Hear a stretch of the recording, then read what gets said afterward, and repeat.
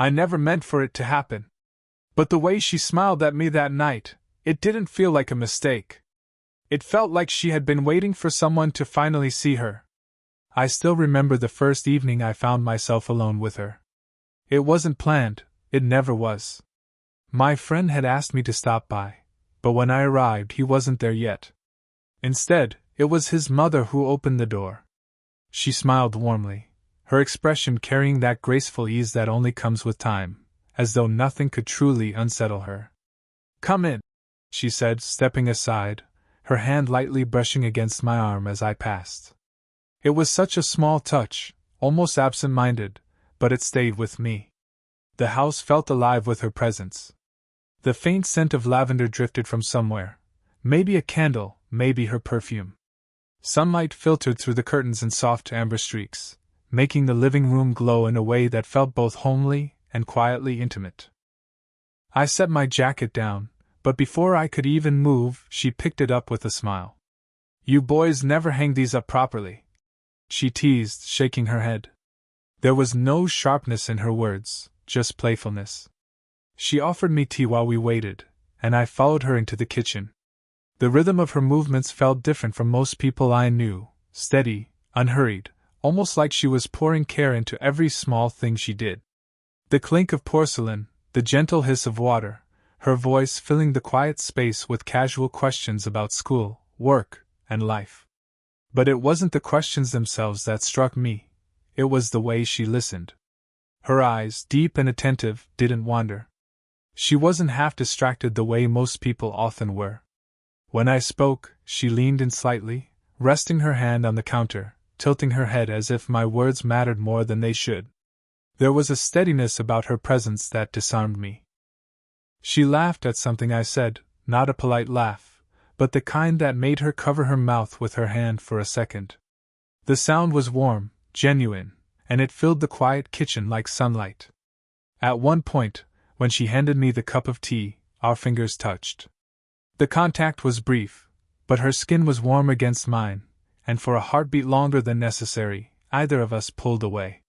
She noticed it too, I could tell by the slight pause in her breath, the almost imperceptible flicker in her eyes. Then, with a smile that felt like it carried a secret, she let go.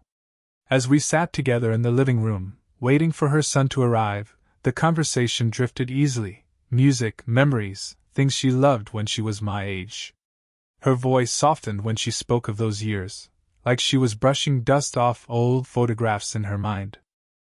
I watched her as she spoke, not with the eyes of someone staring at a friend's parent, but as though she were someone entirely her own, radiant, graceful, alive. That was the first spark.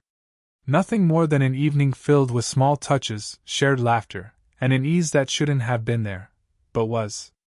A warmth lingered in me long after, the kind of warmth that makes you wonder if something has quietly begun without either of you meaning it to. The minutes stretched into something more comfortable than I could have expected.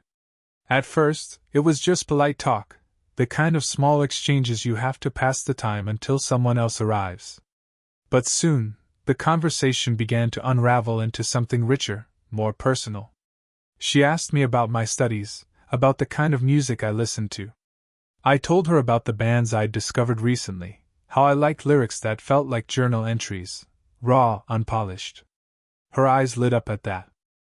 "You know," she said, her voice carrying a note of amusement, "when I was your age, I used to sit by the window with my headphones on and write whole pages of thoughts I never showed anyone. I thought the music understood me better than people did." There was a softness in her admission, a glimpse of the younger version of herself that lingered behind the confident, graceful exterior she carried now. I found myself smiling, not because the story was remarkable, but because of the way she told it. She made me feel like she was letting me see something no one else bothered to look for anymore. We shifted easily from music to books, from books to the places she used to visit when she had time for herself. "There's this little cafe I used to go to every Saturday morning," she said, her hand gesturing lazily as if painting the memory in the air. "The chairs were wobbly, and the coffee was terrible, but it felt like mine. It was the only place where I didn't have to be anyone's daughter, anyone's wife, anyone's mother. Just me." Her words stayed with me. I nodded, but more than that, I felt a pull, not just toward her, but toward the way she revealed herself piece by piece, as though peeling away the layers of who she had been told to be. As she spoke, she leaned forward slightly, resting her chin in her hand, her elbow on the arm of the sofa. Her gaze never wavered, she held me there in it. And when I answered her questions, when I shared my own little details about life, things I usually rushed over when speaking to others, she listened as if each word was worthy of pause. At one point, there was a silence. Not an awkward one, but the kind of silence that makes you aware of every sound around you, the hum of the refrigerator in the next room, the faint ticking of the wall clock, the way her breathing matched mine in rhythm. Our eyes met in that quiet, holding for longer than either of us intended. She smiled gently, almost as if to soften the weight of the moment. I felt it then, that this wasn't the kind of conversation I'd forget the next day. It had seeped under my skin, the way certain memories stay, not because of what was said, but because of how it felt. And with her, every word felt alive, every glance a reminder that something unspoken was slowly taking shape between us. It was just a conversation, but it lingered like something much more. As the evening stretched on, the glow of the setting sun shifted into the mellow hush of twilight. The house felt quieter, as if it too were settling into stillness. My friend still hadn't come home, and though a part of me wondered if I should feel uneasy about lingering, another part, the stronger part, was reluctant to leave. She had settled back into the sofa, her legs tucked under her, holding her cup of tea like it carried more comfort than warmth. Her gaze drifted for a moment, not quite on me, not quite anywhere, and when she finally spoke, her voice carried a weight I hadn't heard before. "You know," she began slowly, "sometimes I feel like I've been living in the same house, in the same life, for so long, that I don't even remember who I was before all of this." Her eyes flickered toward me, gauging whether she'd said too much. I didn't interrupt. I only nodded, urging her silently to continue. She exhaled softly, a wistful smile tugging at her lips. "Don't misunderstand. My life isn't bad. I have a family, a husband, all the things I thought I wanted. But there are days when it feels like I'm just a background character in everyone else's story." Her fingers traced absent circles along the rim of her teacup, and I noticed a faint tremor in her hand. I felt something stir in me, a protective ache I hadn't expected. It wasn't pity, but recognition. She wasn't speaking like a mother, or like someone's wife. She was speaking like a woman who had quietly carried her loneliness for far too long. "I don't think you're invisible," I said gently. "Not even close." Her eyes lifted to mine then, and for a brief, fragile second, I thought I saw them glisten. She laughed lightly, shaking her head as though embarrassed.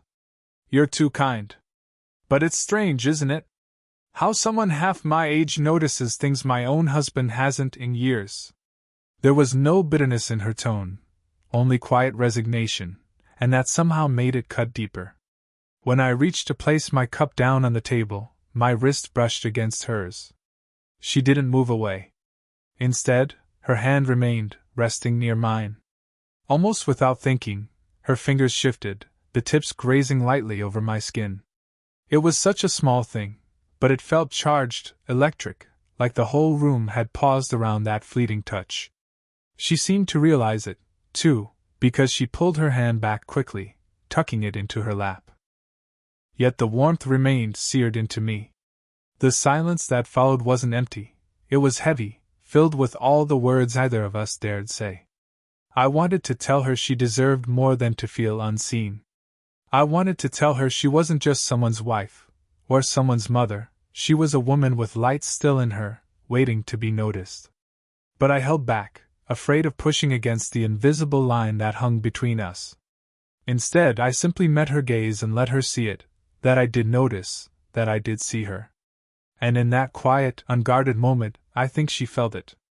Because her shoulders softened, her breath steadied, and for the first time since she began speaking, she smiled, not the practiced smile she wore when hosting, but something smaller, truer, and more vulnerable. The night deepened, shadows stretching across the walls while the lamp on the side table painted the room in a soft, golden hue. I realized how close we were sitting now. At first, it had been a polite distance, a cushion or two between us, but somewhere along the way, that space had dissolved. It felt natural, as though conversation itself had pulled us closer, inch by inch, until there was hardly room for air between us. Her perfume hung in the air, subtle, floral, mixed with the faint warmth of tea leaves. Every time she shifted, it brushed past me, leaving me slightly dazed. She leaned toward me as she spoke, her shoulder grazing mine just enough to make my pulse quicken. I found myself watching the way her fingers toyed absent-mindedly with the chain around her neck, how her lips curved when she smiled. It was dangerous how easily I noticed these things, how natural it felt to notice them. She was telling me about an old photograph she'd found earlier that week, her and her husband at some party in their 20s. Her laugh was soft, wistful, but not entirely joyful. "I look at that picture, and I wonder who that girl was," she murmured. "Sometimes I don't even recognize her anymore." Her voice trailed off, and when I turned to look at her, she was already looking at me. Our eyes locked, not just glancing, but holding. And in that suspended silence, something unspoken hummed between us, strong enough to make the air feel heavier. Almost instinctively, I lifted my hand.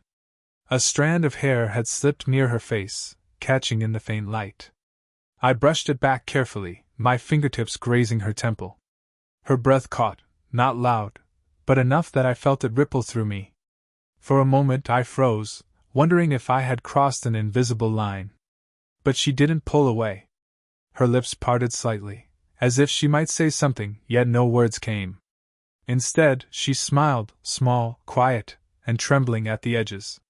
And then, in a voice so low I barely caught it, she whispered, "You make me forget I'm someone's wife."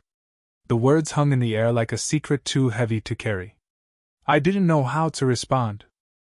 My chest tightened, my thoughts tangled. Part of me wanted to deny it, to remind her, remind myself, of the boundaries we shouldn't even be approaching. But another part, stronger and undeniable, felt the truth in her words echo inside me. I didn't speak. I couldn't. Instead, I held her gaze, letting her see everything I was too careful to say aloud. My silence seemed to answer for me. She didn't retract the words. She only leaned back slightly, exhaling a shaky laugh, like she'd startled herself by confessing it. And yet, nothing about the moment felt wrong. It felt inevitable, like gravity itself had been pulling us toward this point from the very beginning. We didn't move closer, but we didn't move apart either. The distance between us had become charged, alive with everything left unsaid. And though the room was still, though nothing more happened, I knew we had stepped into something that neither of us could pretend away. After she spoke those words, "You make me forget I'm someone's wife," the silence between us felt different. Heavier, more fragile, as if the smallest movement could shatter it. My heart was still racing, my mind scrambling for a response I couldn't seem to find. She stood then, almost abruptly, as if her body needed distance even if her heart didn't. "I should make more tea," she murmured, though her cup was still half full. I watched her retreat into the kitchen, her back straight, movements deliberate, like she was steadying herself with every step. I considered leaving, telling myself this had gone far enough. But my feet wouldn't move. Something rooted me there, some invisible tether that kept me anchored in that living room, waiting for her. From where I sat, I could see her silhouette in the warm kitchen light. Her hands moved through familiar motions, kettle, cups, teaspoons, yet there was a faint tremor in them. When she returned carrying the tray, she set it down carefully, but I noticed how her fingers lingered on the edge of the porcelain just a little too long before letting go. She handed me a cup, and as our fingers brushed, her touch was slower this time, not accidental, not rushed. Her hand lingered, curling around mine as though the tea wasn't what she was giving me at all. For a moment neither of us let go. The weight of her skin against mine was warm, grounding, yet electric, and I felt the sharp ache of wanting more. Her eyes flickered up to mine, and in them I saw it, the conflict, the vulnerability, the silent plea. She was torn between boundaries she had lived by for years and a sudden, unfamiliar longing that had slipped into her life without warning. I don't know what's gotten into me, she said softly, withdrawing her hand at last. She sat back, her voice quieter now, almost to herself. It's been so long since I've noticed. The words seemed to hang in the air, fragile, aching. I leaned forward, my voice low, steady. You should always feel noticed. You should always feel like you matter. Her breath caught, and she looked at me in a way that made my chest tighten. It wasn't gratitude, exactly. It was something deeper, a mixture of fear and hope, as if she wanted to believe me but didn't know if she could. For a long moment, we sat in that charged stillness, teacups forgotten, words unspoken. Every instinct in me wanted to close the distance, to wrap her in my arms and promise her she'd never feel invisible again. But I held back, knowing that moving too quickly would break the fragile trust between us. Instead, I let the silence speak for me. I let my gaze linger, steady and unflinching, so she would know that I saw her, not as someone else's wife, not as my friend's mother, but as herself. And though nothing more happened, that moment of hesitation felt heavier, more intimate, than any embrace could have been. The quiet between us stretched long after her confession. The lamp cast a soft circle of light around us, while the rest of the house seemed wrapped in shadow, as if the world outside had ceased to exist. She sat with her hands folded in her lap, her shoulders slightly tense, like someone bracing for a storm that hadn't yet come. I could feel her thoughts turning, a battle between the rules she had lived by and the longing she hadn't meant to reveal. I shifted closer, not abruptly, but slowly, carefully, as if testing whether the space between us would resist. It didn't. She glanced at me, her breath catching softly, but she didn't move away. Her hand rested on the sofa cushion, fingers splayed lightly against the fabric. I let my own hand drift beside hers, close enough that our skin barely touched, a brush of warmth, a question unspoken. For a moment, I stayed there, waiting, giving her the chance to pull away. She didn't. Instead, her fingers shifted, almost shyly, and intertwined with mine. The sensation was delicate yet powerful. Her palm pressed to mine, her fingers curling slowly around me, and in that simple act, something unspoken was sealed. Her hand was warm, trembling faintly, but she held on as though she needed the steadiness as much as I did. I turned slightly, catching the soft profile of her face in the lamplight.